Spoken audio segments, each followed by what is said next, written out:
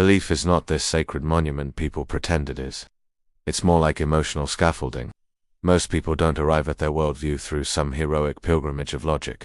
They arrive there the same way. They choose comfort food. They try something, it soothes the panic, and suddenly it's truth.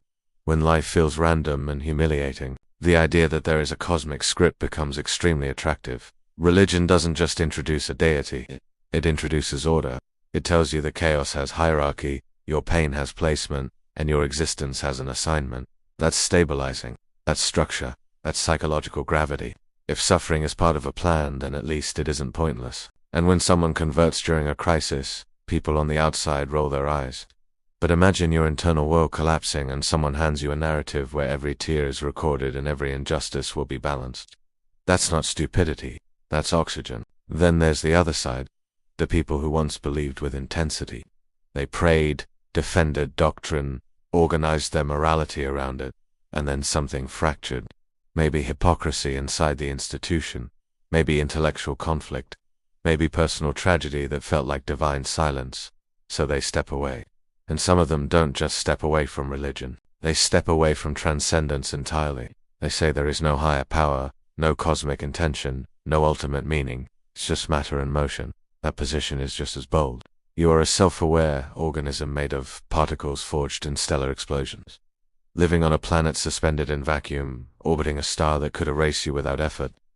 Your body repairs itself, generates consciousness, stores memory, creates art, falls in love, questions its own existence. And the conclusion is that all of this is unguided, unplanned, unpurposed. That is not a lazy belief. That is an audacious one. What fascinates me is how both sides think the other is coping. The religious look at the skeptic and think they are afraid of authority or desperate for autonomy. The skeptic looks at the religious and thinks they are afraid of randomness or desperate for comfort. Both might be right. Both might be projecting. Beliefs often survive as long as they remain emotionally useful. When they stop working, they start cracking. When prayers feel unanswered, faith trembles. When institutions betray trust, doctrine loses its shine. When science dismantles a literal interpretation, reinterpretation begins. On the other side, when pure materialism starts to feel cold, when nihilism becomes heavy, when nothing matters starts to taste like despair, people quietly reintroduce meaning through the back door. They call it humanism, legacy, love, progress. Meaning always sneaks back in. The idea that someone believes in absolutely nothing is almost impossible in practice. If you value truth, that's meaning. If you care about injustice, that's moral structure. If you fall in love and feel it matters, that's transcendence in disguise.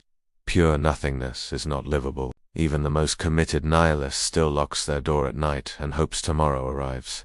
Maybe the real fragility isn't in religion or atheism. Maybe it's in the human need for coherence. We cannot tolerate a universe that feels completely indifferent without constructing some frame around it. Some people call that frame God. Some call it physics. Some call it absurdity. But it is still a frame. And maybe belief is less about discovering what is ultimately real and more about negotiating what we can psychologically endure. The universe might be designed. It might be emergent complexity. It might be something beyond our categories. What's consistent is this. Humans crave explanation the way lungs crave oxygen. So we build stories large enough to hold our fear. We defend them. We argue about them. We attach identity to them. And when they are threatened, it feels personal, because it is. You're not attacking an idea. You're destabilizing someone's emotional architecture. Some people cope with a cosmic author. Some cope with a cosmic accident.